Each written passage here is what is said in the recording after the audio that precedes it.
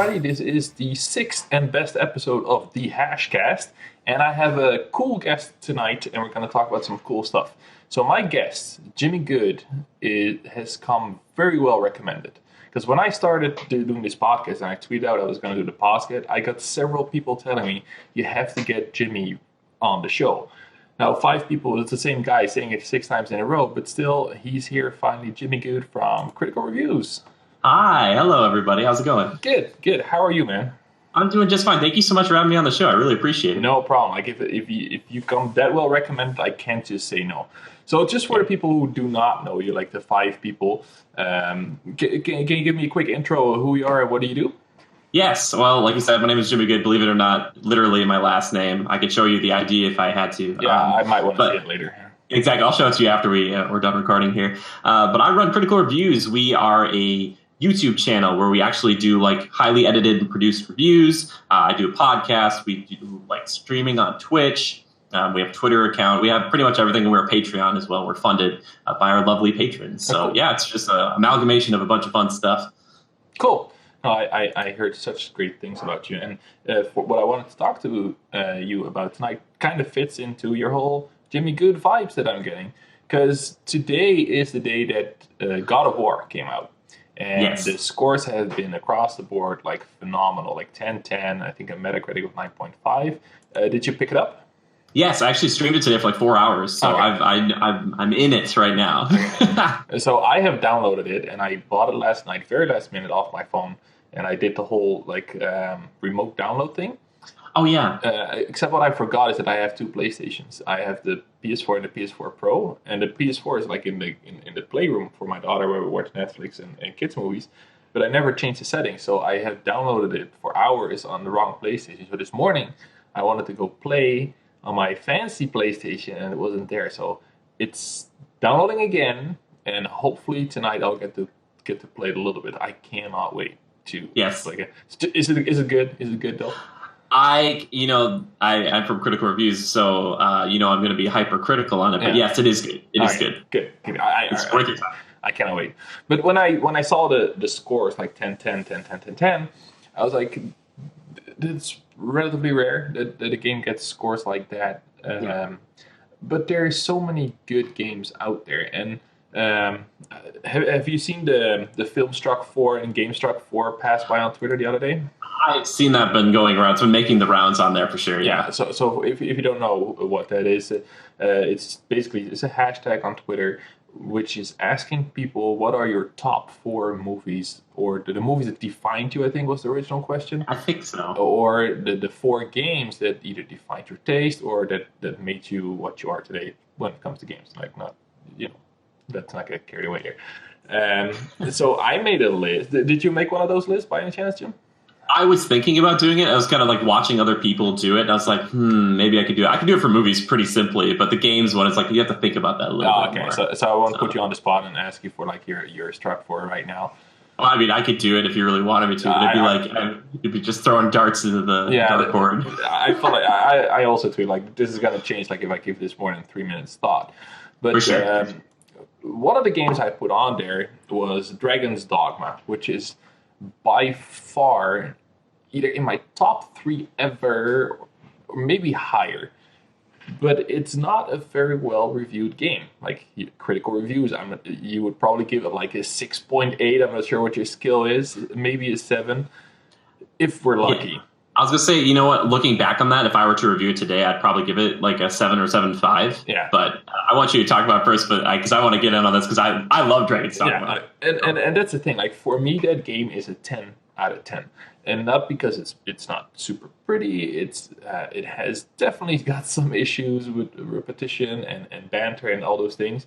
But I have platinumed that game on the PS4, and I played it before on the PS3 where I did everything there was to do. Something about the game makes it just a perfect video game for me. Like I can get lost in the game for hours, and it has everything I like about video games. So when I would hold it up to my industry standards, it would, like you said, like a 7, 7.5. But in my heart of hearts, it's a 10 out of 10. And I think that is so, not strange, but kind of cool that some of these games have these special impact on you as a person, and it only works for you. And well, probably like 100 other dudes that are playing just the same. So I wanted to talk about those kind of games, like the sevens, the sixes, and the sevens, but that are just gold in your heart. So that's where I want to go. So I already spilled the beans on Dragon's Dogma, but I'll get into that later as well. But you're the guest, so I want to start off with you. Like, what is one of those games that might not have been a 10 out of 10 or a 9.5 on Metacritic, but is still a 10 in your heart? Yeah, so, man, I can't talk about Dragon's Dogma. I love that you brought that up. It's such a good game. We'll talk about it later. Anyway, We'll talk about it, yeah. So one that comes to mind for me a lot, and one that I think, reviewed pretty well back in the day, but specifically Gears of War 3. Now, Gears of War is an interesting franchise. It came out when we moved on to like the HD consoles and stuff like that. Like seeing Gears 1 on the 360 was like, whoa, my gosh, what a moment. But Gears 3 was like this kind of a culmination. The Gears 1 was dark, 2 was kind of a step up, and 3 was like this massive world-ending kind of craziness. Mm-hmm. And playing through that entire game, potentially with 4 people all together, mm-hmm. that's like kind of unheard of. Like something like I really value co-op, and to have that be ingrained in every aspect of that game was just magical. Yeah. And I remember specifically they had this event going on where if you beat the game on insane mode, just like through the campaign, by a certain time, you would get like a special skin to coincide with the release of Mission Impossible Ghost Protocol. So it was like finals week for me. My brother-in-law and I like stayed up super late. He would like usually get up in the morning at like 5 a.m, and we'd stay up to like 2 a.m. every day trying to beat this thing. So like there's this like memory of me like watching him on Skype, like nodding off as we would die. And I'm like, dude, what are you doing? Wake up. But I love that. Like, Horde mode was like the best it had ever been at the time. Yeah. I was never into the multiplayer. Mm-hmm. That's one of the things about Gears is like it hits all the notes. Like it's got single player, it's got the co-op, it's got the multiplayer, it's got everything. That's what I love so much about it. It's such a great game. I love it. Yeah, I'm having trouble remembering which one was 2 and which one was 3. So 3 introduces more of the lambent creatures. They're more of like the ones that like explode. Okay. Like if you kill them, they're like all yellow and gooey, which sucks because on Insane, if they get close to you at all and blow up, you die. Like a wretch you kill from a distance will like slide and then explode. Oh man, it's died so many times, but it's totally worth it. I played through, I think, most of the games, but I used to work for a company, and the CEO of the company and his brother was the head of marketing. They were like the biggest Gears heads I've ever met. Like these guys are very, very well off, and they live in like houses, mansions really next to each other, and they both had a cinema, like a movie theater, in their basements just to play Gears of War. Like it was nuts, and he invited me once, and it was like playing. And this was not a big thing back then that you would play like console on a movie screen. He had it in his house, and I cannot wait. And I've almost met Cliff Blazinski twice, where he was like in arm's reach, but I was like, I'm not cool enough to talk to you yet. And I can't wait to tell him that story. Like next time I run into him, I'm just going to say, okay, Cliff, you got to listen to this story because I got to tell you about my boss. We got to take that selfie because I'm going to send it to him saying, oh, you got a movie theater in your basement? Well, I've got a picture of Cliff Blazinski. For sure. Oh my gosh. I want to meet these guys at the movie theaters in their basement playing Gears. What an experience, man. Yeah. Oh my gosh. No, that was, I'm still a little jealous of that, but that was pretty good. But Gears, I like Gears. Where is that going nowadays, Gears? So Gears, it's interesting because Gears 4 came out, I believe, was it almost 2 years ago now, or a year and a half ago or so. They established this thing called the Coalition, which is some former Gears folks, but it's just a studio just for Gears games. So there's been rumors that Gears 5 is on its way because that's like all they're making right now. Yeah. So I wouldn't be surprised to see that continuation. They left it open for a sequel. But Gears 4 is much more of like what Gears 1 was, a lot more dark, smaller scale story, not as crazy. There are bombastic moments, but it's not like 2 and especially 3. But oh man, Gears 3. Plus, it also got like my sisters into video games. Like they didn't really play like a ton, but like you give somebody a Lancer and have them chainsaw through something, like the sadist in everybody comes out. And like getting them to play this game with me and being like tactical in Horde mode was like so good. Yeah. So good. No, it's the Horde mode that really did it for me, I think, as well. And I'm thinking I played Gears of War 2 the most. I think that was on the Xbox 360. Could have been 3. I have trouble remembering, but it kind of ties into my game that is a 10 out of 10 for me. I talked about this before, and I just pulled a quick one on you because before we were recording, I'm gonna talk about Suikoden. Wrong. I'm gonna talk about Mass Effect multiplayer because while you started talking about Horde mode, I was also like, I gotta talk about Mass Effect because Mass Effect 3. I don't know if you've seen the reviews when it came out, but there were some issues around it. People were not too happy about it. I thought it was a fantastic game. And I don't mind if people get mad at me. Mass Effect 3 was a good game. The ending was a little disappointing, but it's a journey and not the destination. Yes, it was kind of weak, but there's highlights in the movie, Mass Effect 3, that are fantastic, and fight me on it because they're really good.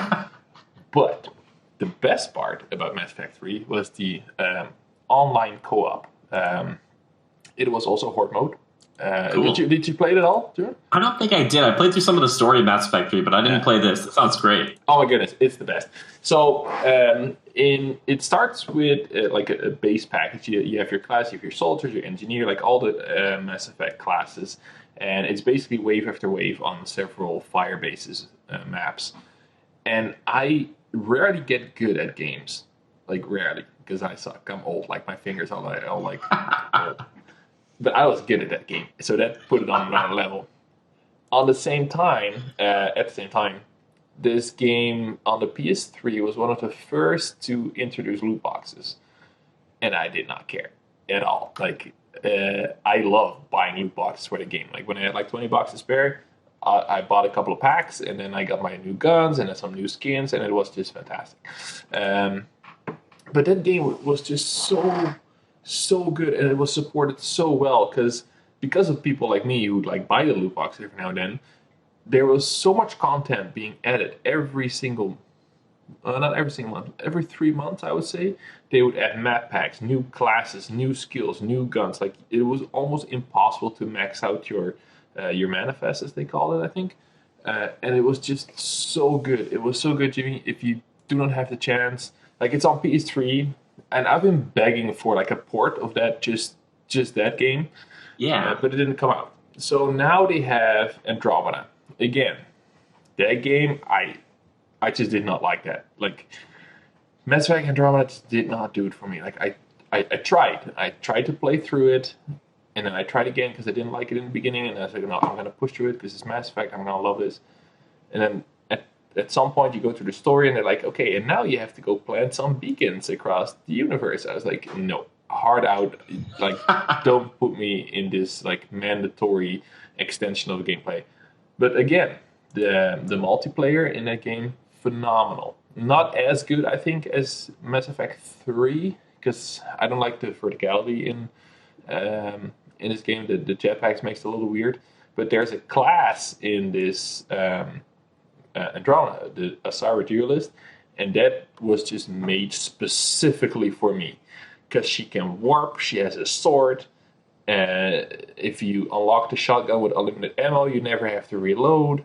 Whoa, cool. It is so good. And people should absolutely play Andromeda multiplayer. As soon as this comes on PSN or on Games with Gold for free, because it will be Andromeda, it's going to be for free before the end of the year. Most likely. Wow, you think so? Oh yeah, they have to. Nobody's buying the game. Nobody's playing the game. Play the multiplayer. Just give it a couple tries. It is so good. Cool. But still, not as good as Mass Effect 3 because there was just more to it, more classes, more races, more all that things. But yeah, well, it's a high recommendation. That's so cool. That I think about that game, especially Andromeda, and I wonder if we're going to see it's just a result of split focus with Anthem coming up. If people are watching this on Future or playing Anthem, hopefully, good job, congratulations. But I wonder, it sounds like from what we're hearing that Andromeda was kind of put on the back burner a little bit. Maybe if Anthem weren't around, that would have been more of a fleshed out multiplayer and co-op experience in Andromeda. Yeah. If they have the resources. Yeah. I'm curious what BioWare is gonna do. I know there is a Dragon Age in development apparently. They're kind of not shy about that, but I don't know what's gonna happen to Mass Effect. Man. Are you a big Mass Effect fan, or are you just casually interested in it? I really, really enjoyed playing through 1 and 2. And I remember specifically one thing that was really cool about 1 is I played as the soldier class because you could get all the weapons. Yeah, I love. And I remember just playing. I was on like it was like Snowy Planet, and there was like a really tall Geth or whatever, like a big super mech Geth. And I had like my sniper rifle, and I like pulled over in my truck or that, I forget the name of the Land Rover. The Mako, thank you. You like hop out, and I just like shot at him for like 20 minutes, and it was like way higher level, and I killed him. And I was like, games don't let me do this. And I was like, that was so cool. And like, I got so invested, and like, I would lose people, and I was like heartbreaking. And I played through 2, and I like lost a bunch of people because like, you got to get out there because like humanity's dying. And like, but I don't want to lose my crewmates. And like, I do really like Mass Effect, and I'd started 3 last year because I've just been so long. Yeah. But like, those games hold a special place in my heart. Like, no other franchise allows you to like take all of that progression, like true meaningful progression in story, and just have it go. It's like, hey, you might have just like lost this race of people like all together, and you're like, yep, they're not in this story because you lost them, and you're like, what? Like, that's nuts. That's fantastic. No, seriously, BioWare, and I know that you're listening. If you remaster just Mass Effect 3, I will pay $100 as long as you include the co-op multiplayer wave mode. It's so good. It's so good. So Mass Effect 2, like, let's talk about special games. Like Mass Effect 2, 10 out of 10, either way, not just in my heart, the game is 10 out of 10. But I did not like that in the beginning at all. I gave it a try, I played it, I did not understand the combat mechanics. I was like, this game sucks. Because I never played Mass Effect 1, because I didn't have an Xbox for a long time. So I started on Mass Effect 2, and I was like, okay, something's wrong with me, because everybody loves this game, except for me. So I'm going to play it again. And then it got its hooks in me, and I think it is now definitely in my top 3 of my favorite games ever. Wow! Cool. Yeah, it's one of the first games I platinumed, and like I said, I'm a relatively casual player. I don't, especially when I'm getting older, I don't put a lot of effort into games like that anymore. But I platinumed that game, and that includes playing it on Insanity, and I am not a very good, super good player, except for Mass Effect games, apparently. But I just Vanguard class with a shotgun, and I played the game on Insanity, platinumed it, and I love that game so much. Love Mass Effect 2. It's one of my favorite love stories when it comes to video games. That's cool, man. Every time I think of that game now, I think of Andrea Renee because I know she really loves Mass Effect 2. Yeah. So I have it just like linked in my mind. Like if I ever get to talk to her again, I'd be like, you love Mass Effect 2, and I love Mass Effect 2 as well. It's been a long time, but I love it. Yeah, she does kind of look like FemShep too. Oh my gosh, totally. Like that's the easiest cosplay in the world. She just has to like put on the outfit and she's good to go. Yeah. No, she's this is the 3rd episode in a row where she's mentioned too, so I'm not sure what that is all about. She actually just she tweeted at me to make sure that I said her name on here, so I'm just kidding. No. Okay, no, it's good. Like conspiracy theory. Yeah. No, that's good. I started with Mass Effect 2, and then I hear Mass Effect 1 has the best story, so I went back to when it got the trilogy on PS3, I think. I downloaded Mass Effect 1, and I could not do it. Like, that game is unplayable if you're used to the Mass Effect 3 and 2 engine and combat. So I just read the wiki on the story. It's good. That's a good idea. I think if you play that game today, you'd still be in one of the elevator load time sequences because like that was like I still remember that from playing the first game. I remember thinking as a kid, still like this is taking too long. Yeah. You know what I'm like? This is taking a long time. Yeah. Like, and the animations are just terrible, and it's slow and it's weird.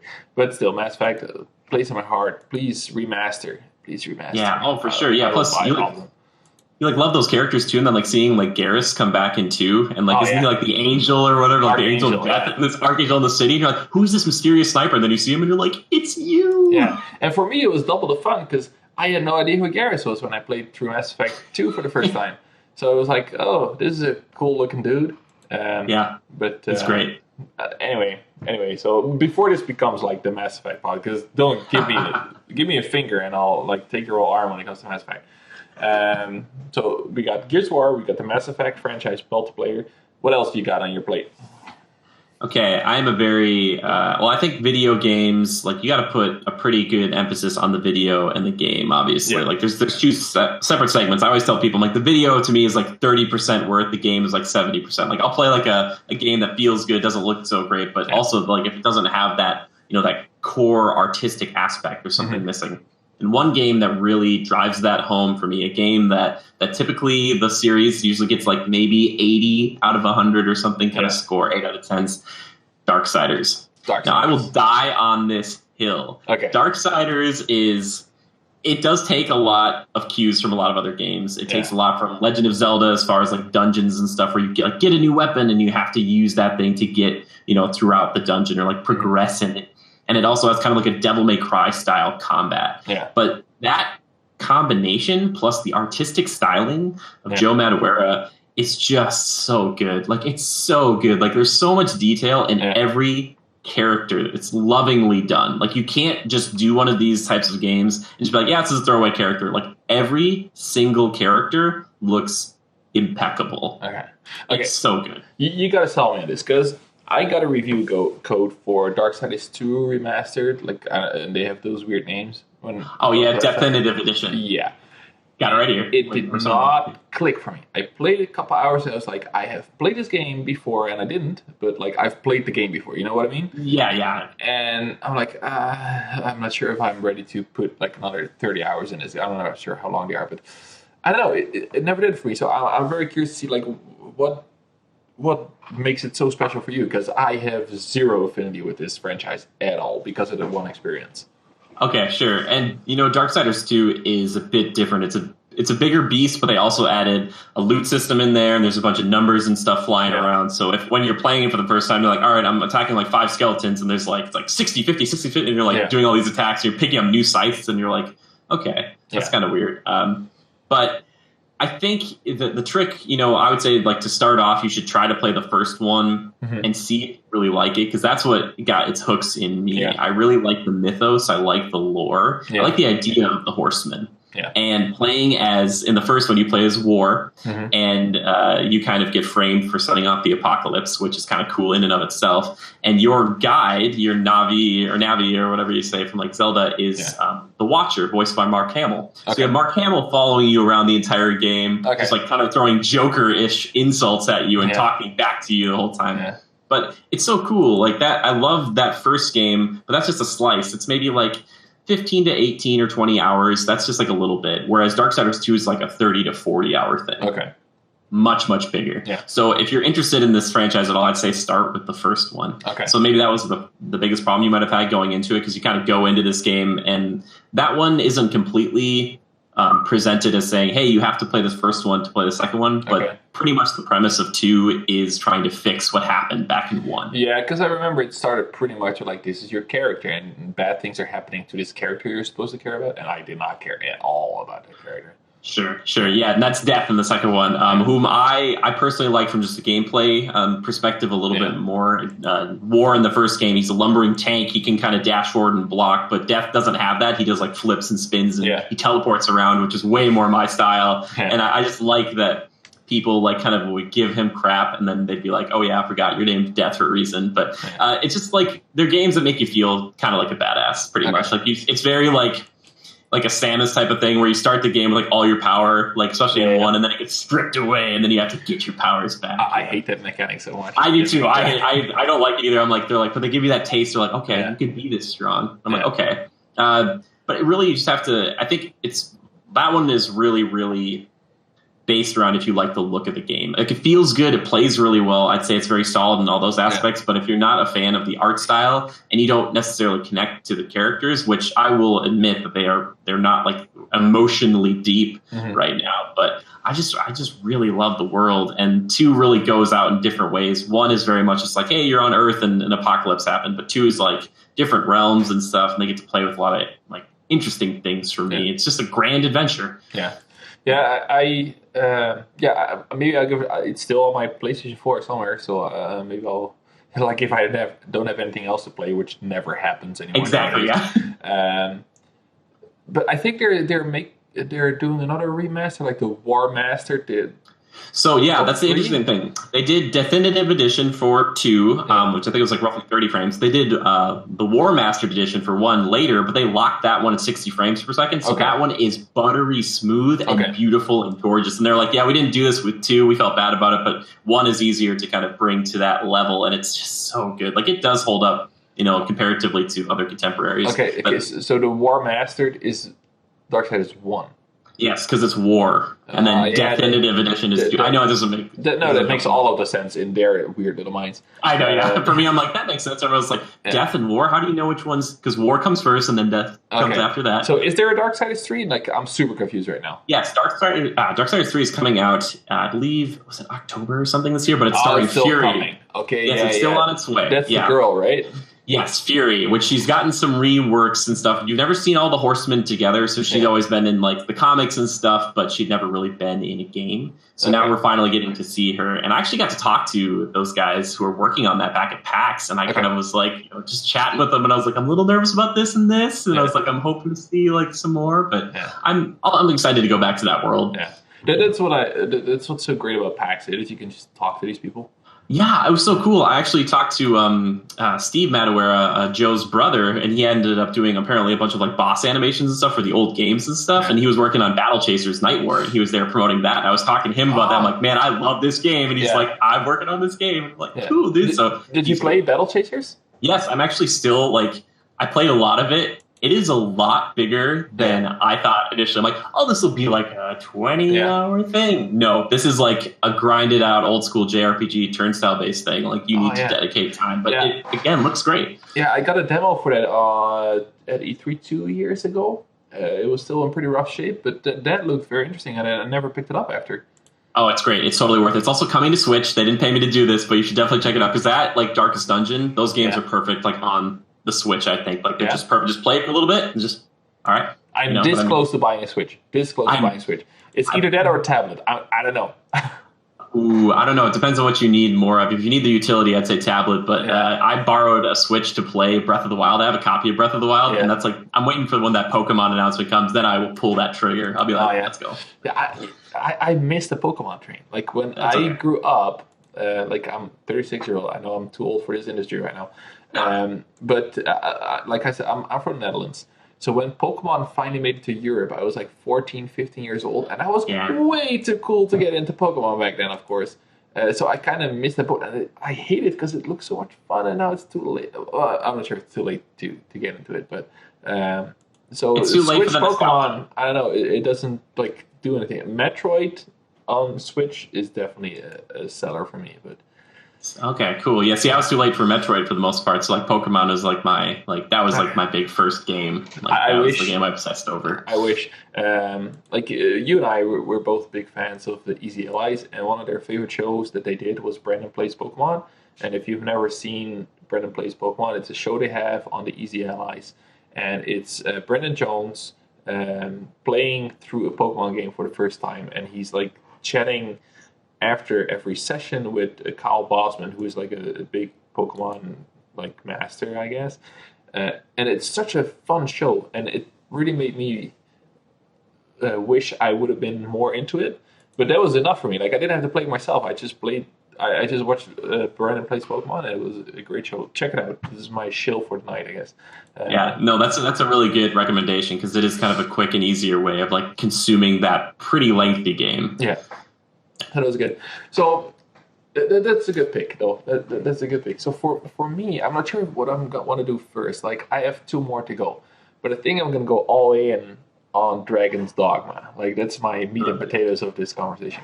So Dragon's Dogma, if you haven't played Dragon's Dogma, it's a perfect game. I swear to God, it's a perfect game. It doesn't look good. The story is like super weird. But if you play through it like 18 times like I have, you'll start to appreciate it a lot more. Like the characters are not super interesting. The banter is very limited. Like they repeat a lot, meme level a lot, but the game is so good. It's so good. Like the pawn system they have. The pawn system is you can recruit a sidekick basically. And you can create this sidekick within a full character creation screen, and it will stick with you. That pawn. There's lore about it. How they're like don't really have souls. I guess that's what it is. So they can't make decisions on their own. They always have to follow a leader. But they exist in this world of Dragon's Dogma, And there's a lot of them, and they are acknowledged there that, but they need a master. That's basically how they operate in this world. But you get to create your own. The first time I played that game, I just create a cool looking character, which is fun. And the cool thing about it is when you log out, people can hire your pawn. So they can take your pawn with them on their adventure because you have your main pawn and then you can hire 2 more to do quests and whatever, be in this world. And while your pawn is gone, while you're offline, it learns. So if someone picks up your pawn, hires your pawn, and 9 times out of 10 it's because he looks cool or she looks cool. Like if you go into the pawn shop, Nice. like 9 out of 10, someone made like a petite girl with a metal bikini, and they get, that kind of game. Unfortunately, but it works. So if they come back, they learn about your quest. So when you go on the quest, the pawn will tell you, hey, there's a chest over there, or hey, this area looks familiar, or use fire on this boss because he fought him before. It's such an amazing system that I've never seen anywhere in another game. So first of all, that is 10 out of 10. Second of all, the game is just amazing. The combat in this game is S tier. It's the best combat you'll ever see. You have a whole bunch of classes. You can do your traditional archer, rogue, and tank. Basically, a sword and board. And then they have all these magical hybrid classes. And it's just insane what these guys can do. And I, unfortunately, am a min-max kind of guy, so I always go for max efficiency. Magic Archer is like the best class out there. Especially when you go into like the end game, which is the DLC called Dark Isle, which is almost all underground, and there is a specific skill. It's a ricochet shot, and you get up to 9 arrows a shot, and it destroys literally everything in your path. It's amazing. Anyway, it's so good because you can climb on the monsters. There's this climbing mechanic where you can grab onto the monsters, kind of like old Monster Hunter style, I guess. Yeah. It's a Capcom game. And then you can climb on, stab him in the eye. It is so good. This game is so good. But it doesn't look good. Like, the story is weird. But when I played through this game, and I tweeted a lot about Dragon's Dogma when I was playing through it, because I was trying to get the platinum. And I think it took me 5 or 6 playthroughs to get the platinum. But, What? Yeah. So I was on New Game 5 or 6, I think. That's dedication, brother. I love it. It is. But the trick is that in New Game Plus, you get to keep all your stuff, first of all, and you get to keep your fast travel points because you have to drop a crystal and then you can fast travel. And this game has a dedicated speedrunning mode. And I have never done speedrunning in my life because, I'm not that kind of person that gets dedicated to games. But this game, I did. And in my top speed to finish the game from beginning to end is 29 minutes to go through the whole game. How's that even possible? Well, that's the thing, right? Like, so if you do a speedrun mode, then it takes your current save game which has all your stuff. So you can there's a forgery in this game where you can forge items, including quest items. So there's a quest that takes like an hour and a half where you have to go retrieve a ring from some dude. But when you do the quest and you forge it, it goes into your inventory. So in this speed run, you can skip the quest. So there's a little bit of trick here around the 30 minutes. But this game is just so good. Have you played it, Jimmy? Oh, yes. And I wanted you to talk about why you loved it first before why I talk about why I love it too. So I was kind of bummed out on the pawn system. So I was like, oh, they should add more to this. Yeah. But you're right. I love that they do talk and they learn. Yeah. I would love in a pure sequel for them to have personalities. Yeah. And one of them might be kind of more of a nervous person who's I don't want to go back in here, man. There's this thing in there and I fought it 20 times today and I don't want to talk about it. Somebody who's like that. But the combat, seriously, when I play a demo, many times. To me, that's the mark of like a really cool game. And I remember playing, I think it was like the Chimera, but more specifically the Griffin. Yeah. You could fight the Griffin, and I remember playing as a hunter, and I remember using just like my bow and stuff, and that was the one that had like the best grapple, or maybe the only ones who could grapple. And the climbing in this game, I really can't stress enough that no other game has done this. Monster Hunter World is close, but you can jump to like 2 or maybe 3 points on a monster. Yeah. This one like legitimately lets you climb up to any part of the like that animal's body and just like wail away. Yeah. Like it is so cool. It's like why don't other games do it? It's like kind of like Shadow of the Colossus style. Yeah.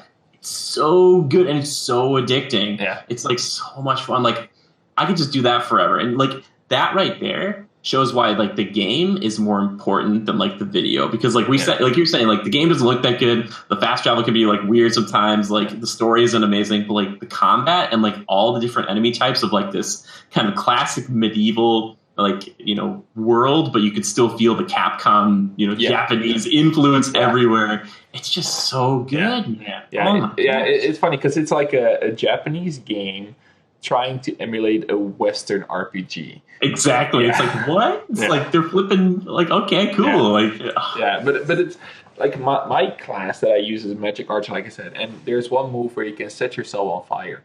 And perfect. What you can do is you climb this Cyclops while you're on fire, and you stab him in the eye with like a move called 1,000 Kisses. And it's just so good. It's 1,000 Kisses. But you know, I said the story is weird, which is kind of true. But like I said, you play through it 18 times, and there's actually a lot there. Like I'm not sure if I want to spoil a game from 2011, but there's a lot there. You just have to take the time and play it 18 times. Like everybody has that kind of time. Exactly. To really value it. But even if you care nothing about this game, the combat is just so good. But like I said, the first time I just made a cool looking character, right? So when I got it on the PS4, I did the same thing, played the character, and then made a cool sidekick. And then Game of Thrones came on, and Game of Thrones season 7. There's this one scene. I'm like, again, spoilers. Where have you seen Game of Thrones? Are you? I'm waiting for it to all be done together. I know I should be watching it, but I'm I'm gonna let it. It's okay. You don't have to. You can spoil it. Okay. It's not a real spoiler, but there's a scene, and if you know Game of Thrones, between the Hound, which is like this giant warrior, and Brienne, which is a giant female knight. And they both had a history with the character Arya, which is a kid that grew up throughout the scene and became a complete badass. And they have this moment where they're like, "Oh yeah, Arya is really badass." And then I was playing, I was like, "Why did I not make Arya and the Hound as my characters?" So I made the Arya as a little sneaky rogue, and then I made the Hound as my sidekick. And all of a sudden, my pawn became a person, and I made him a warrior because they have a move where, when you're fighting, they will grab an opponent and hold it for you so you can kill it. And it was such a perfect character. And I made it look like him, and he got hired all the time. So I made a lot of cash on the side. And I don't know, but I finished this game, I got the platinum, and I was like, okay, this is it. This is the second time I finished this game on PlayStation 3, PlayStation 4. I have to let this go because I killed death. Like there's an enemy called Death. There's nothing more for me to do in this game. But I couldn't just turn it off. So what I did is I took my character to its hometown, her hometown, where the whole story starts, where the dragon steals your heart. You know the thing. I put her on the beach with the pawn. I put him in a nice outfit. I changed the Hound into Valkyrie because at the very end I watched Thor Ragnarok, and I love the character of Valkyrie. So I because you can just change your pawn whenever you want. Turn in Valkyrie. I put her on the beach, looking over the ocean. Everything was well, and then I logged off and I haven't touched it again. And every time I turn on my PlayStation 4 and I see the logo in my library, I have to stop myself from playing because it's such a good game.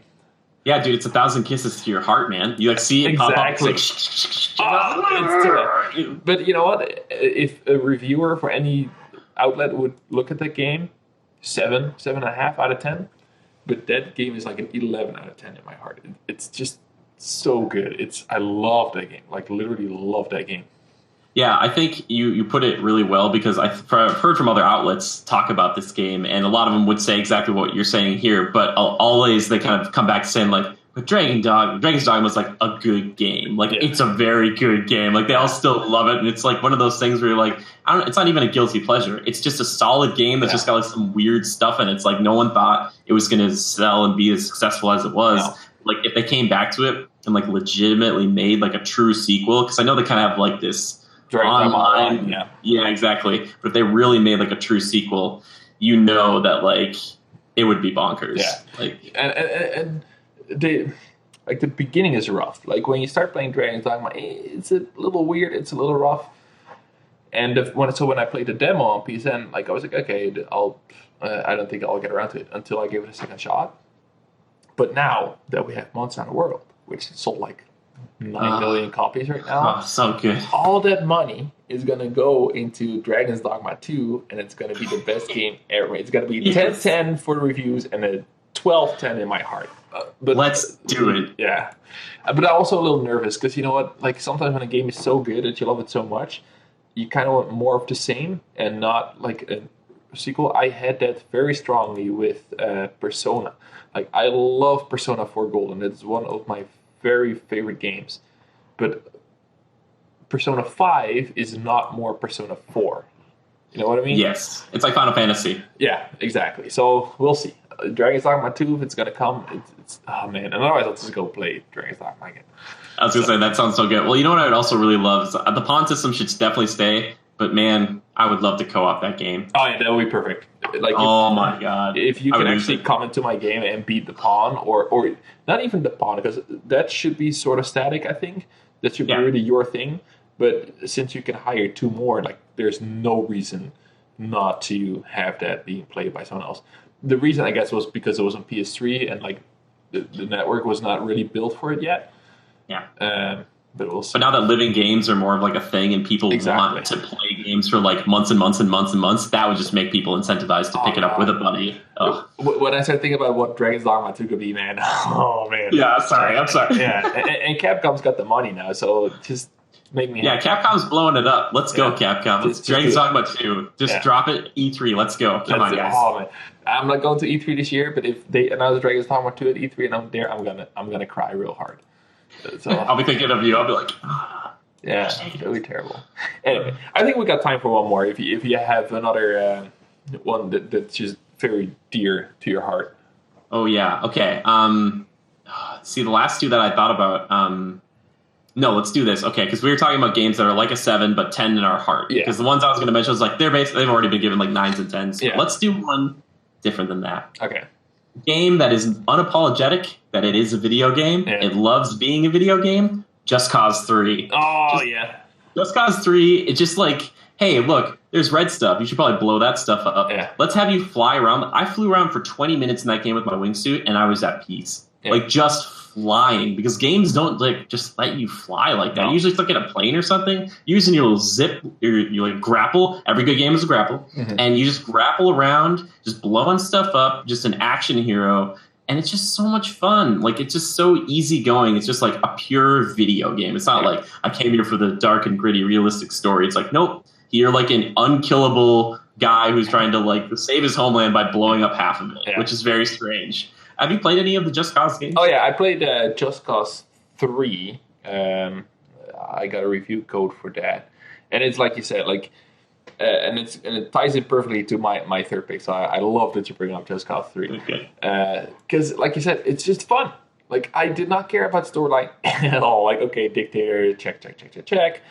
But here is a plane that I tied to a Jeep, and it's still dangling from the plane, and it's now going into this gasoline factory. It's just so much fun. Yeah, like one of my favorite things to do was like I would go to like the high space, I would grab like a helicopter, I would attach it to like a Jeep. I'd bring the helicopter up to as far as I could. I'd jump out of the helicopter, try to get in the Jeep, and ride the Jeep down the mountainside. And it was just like that kind of stuff. I just ate up hours just doing that. And I'm like, it's just so much fun to play with these stupid physics. I was like, this is so good. Like, I loved it. And it's like a game that you could pick up now for like probably $20 or less. Yeah. And like you could just kill just as much or as little time as you want, but you get your money's worth like pretty quickly. Yeah. Like it's It's there for fun. Did you finish the game though? Did you finish the storyline? Oh, for sure. Yeah, you yeah. did? Okay. Yep, I did. I did that one because I did it in 2, which has one of the best demos ever. They're like, here's a half hour, play with it. At the end of 2, spoiler alert, you're literally jumping from nuclear warhead to nuclear warhead, disarming them. And it's like, oh, you just saved China. And you'd be like, oh, you just saved like the United Kingdom. And you're like, what? It's like such a ridiculous game. But yeah, I did finish the story because I was like, yeah, let's do this. Let's have some fun. Okay. So yeah. So did they add Max to that game in the latest update? They did. I think they did, and then they had like a jetpack. Okay, yeah. Because then it got really nuts. Yeah, I was talking to one of the PR people from Just Cause, and I made a meme for Days X Go, and I made like DMX, and like DMX is gonna give it to you, or I don't know, it was a stupid joke. And then I got a message like, oh, I'm so mad right now because they were gonna use Max gonna give it to you for Just Cause 3, but they never made it into marketing. But I wish I could go back to these kind of games because it's like that is just so much fun. Yeah, they're just fun, and like I said, they're just pure fun. They would get 7s, and I think like if I were reviewing it for critical reviews, I would probably give it like 7, 7.5 or something because there's like the story's horrible and like the characters aren't really that great. There's like one cool like older lady who like keeps giving you all these tech upgrades, and she's like, "Come here." She's like, "You need this upgrade." You're like, "Oh, cool, you're sweet," but like everybody else is kind of dumb, and like it's like a dire situation, but everybody's having a good time just blowing stuff up. Yeah. Like it's just, I really love it. Yeah, and that's kind of what my pre-speak Dragon's Dogma did for me. That I get these 2 levels of review right now. Like one, this is what people need to know if they want to buy the game because they care about story, they care about this kind of stuff. But I appreciate games differently, I think, right now, and that's gonna tie into my third pick. Unless you have more to say about Just Cause 3, but if you haven't played, absolutely, it's probably cheap. Go buy it. It's super fun. Just spend like 5 or 6 hours with it if you can afford it, because you'll have 5 or 6 hours of absolute blast. Like, and there is a progression system in there, but if you jump in, you can just start right away. There's no need to unlock anything, I think, before you can really have fun. So I'm playing through Far Cry 5 right now. Ubisoft provided me with a copy of that, like, disclaimer and all that stuff. Cool, nice. But that game is so much fun. And I played through Primal before. I have not played any other Far Cry games. It's just Primal and Far Cry 5. But I tweeted about this, like, I don't have time for open world games. That's what I tell myself. There's too much to do. There's too many check marks. I just want to play the story. Usually, I'm a big story guy. Play the story and move on. And then I started playing Far Cry 5. And I came in like, okay, this is a lot to do. But I thought I was going to go play through the story so I could check it off and move on. Like, because God of War was coming and blah, blah, blah. But I was walking through the forest, Jimmy. And then a bear attacked me. I was like, bear, you cannot just attack me like that. So I shot it a couple times and then it ran away. So I chased it like across the whole damn map just so I could kill it because I wanted to loot it and steal his skin. But then I found a plane, and then I got on the plane and then I was flying and I saw a cool cliff. I was like, I bet I can jump off the cliff with an ATV and then open my parachute. And it was 2 hours right there. And I was having so much fun. And like, I don't care if I finish Far Cry 5. I do not care if I'm going to spend like 10, 15 hours with it, and it's just a blast. And I'm old. I'm super, like, I'm a dad, so I don't have that dedicated time anymore, so I make time for it every now and then. But this is perfect. I play for 40 minutes, shoot a bear in the face, have Boomer kill a bunch of dudes while I snipe away at an orchard. That's what I was doing this morning. Yep. And it's just so much fun. And to me, that becomes more and more important in games right now in my current life position, place, style, that I just have fun for a couple hours. And Far Cry 5 is such a perfect game for that. Like, I just having a blast, and I can turn the game off tomorrow when I start playing God of War. I might not come back to Far Cry 5, but I will always remember the game as like, I had fun in that game. And I'm probably going to do a review on it, and it's going to be like, well, the story, and and it doesn't really follow up on its promises from the demo, blah, blah, blah. But did you know I chased a bear all across the country, and I then took a plane and went to, like, that is so much more important to me in a game like that right now. I love it. Did you play Far Cry 5 yet? Oh, yes, I did. Yes. We actually did a review of it. Okay. So yeah, Far Cry 5 it's a long game, and it's one of the ones that sometimes I'll do is because I don't typically get review codes beforehand, so I'll do like a review in progress, and then I also do like a formal review later. But I really like this game, and I played 2, 3, and 4 previously. Okay. So that kind of paints a different bias, as it were. Yeah. But it progressed in every way from those other games, which is so cool, especially the open world, which I look at. And when you pull back, it looks a lot kind of like the Ghost Recon Wildlands open world, but there's like only 3 big territories. Ghost Recon Wildlands has like 1,000, and there's like so much empty space in Ghost Recon Wildlands. Yeah. This game doesn't really have that. No. Like there's stuff to do all the time, and it's all of it, like a lot of it's optional, but the optional stuff is like really good. Like these prepper stashes, they're like little puzzles to like get money and perks and guns and stuff. That's like why they're there. It's not like go collect feathers to collect feathers. Like there isn't really that. No. And like getting specialists, like you're talking about Boomer the dog, like you can get Cheeseburger the grizzly bear, so you can hunt bears with a bear by your side. Like that is so cool. Like you got a bear and a dog. Like what else do you need, man? And like shooting cultists, like the gunplay feels good. You're sitting these people down with a shotgun or your revolver. It's like it's delicious. It's a great game, man. I love the revolver. Like we talked about this offline, but I love the revolver. It's so loud, and it's just like such a big bang for your buck. Oh, dude! But have you tried any of the repeater rifles, like the lever action rifles? No, not yet. They're like 4-shot, but it's like old school, and you feel like they do a lot of damage. So like you just hit them anywhere and like put them down. You're just hit them in the shoulder, like You're like, I just picked up a sniper rifle, but it has a terrible zoom on it. It has like a 1.2 zoom. It's really not very good.